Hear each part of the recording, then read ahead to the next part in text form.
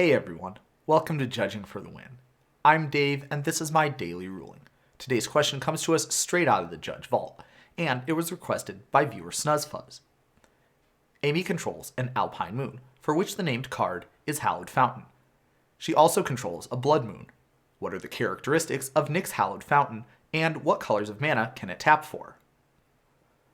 Alright, so the first step with this, as with any continuous effects question, is to look at all the continuous effects that are in play and identify what layer that they apply in. So first of all, we can see that Blood Moon wants to change the land's subtypes. That means that it's going to apply in layer 4, which is the type, subtype, and supertype changing layer. We can also see that Alpine Moon wants to do the same thing by taking away the subtypes from the land, and that's also going to apply in layer 4. We also are going to see that the Alpine Moon wants to take away all of the abilities from the land, and it also wants to give it the ability to tap add for any color. Now, those are both going to take place in layer 6, which is the layer where ability adding and removing happens. Now, if you've played with Blood Moon before, then you probably know that Blood Moon also is going to take away all the abilities from the lands that it affects, and it's also going to give them the ability to tap for red. So when would that happen? And this is kind of a weird thing. But there's a rule here that says that if you change a land's type to be a basic land type, then that land is going to lose all the abilities that it has, and it's going to gain the ability to tap for whatever color you set its land type to. So this is a comprehensive rule that's telling us to do this. It's not a continuous effect, and so therefore it doesn't really have a spot in the layer system.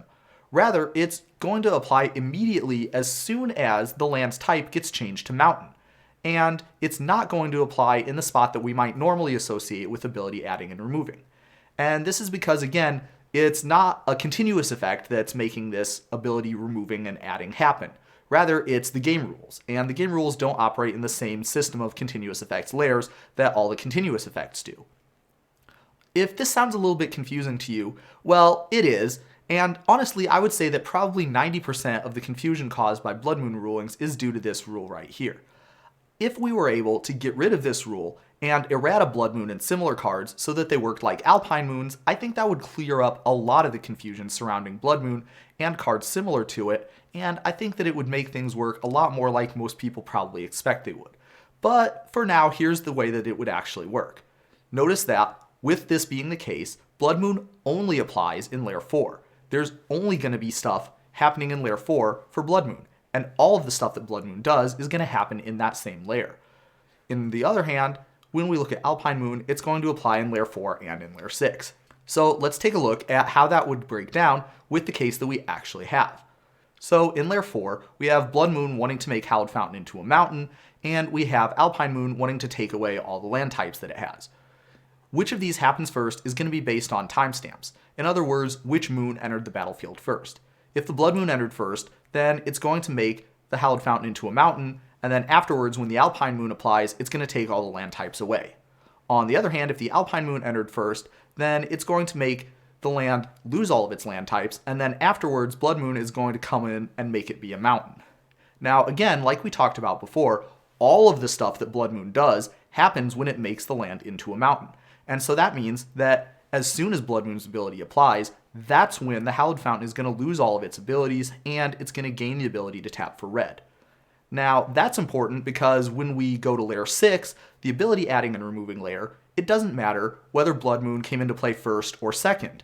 Alpine Moon is going to be applying in layer 6, but Blood Moon is not. And so that means that the Blood Moon giving it the ability to add red is going to get taken away when Alpine Moon takes away all the other abilities from the land.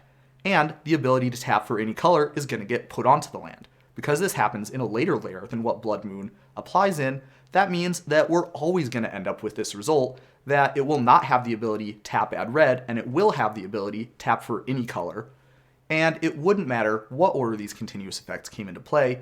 It also wouldn't even matter if a different player controlled Blood Moon. Another thing you might be wondering about is what would happen if Nick was to play another Hallowed Fountain from his hand.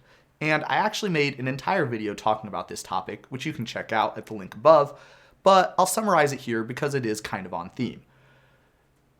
All of the moon effects in play are going to make it so that the land has no abilities. And what that means is that it's not going to enter the battlefield tapped. It'll enter the battlefield untapped. Nick won't even have the opportunity to pay 2 life. And this is true if you've got a blood moon in play or if you have an Alpine moon naming hallowed fountain in play. Either one of them individually will cause this same result. So it's definitely going to happen if you have both of them. And that's all I have for you today. How did you do? Join me again next time for another daily ruling, but until then, I hope you have a great day.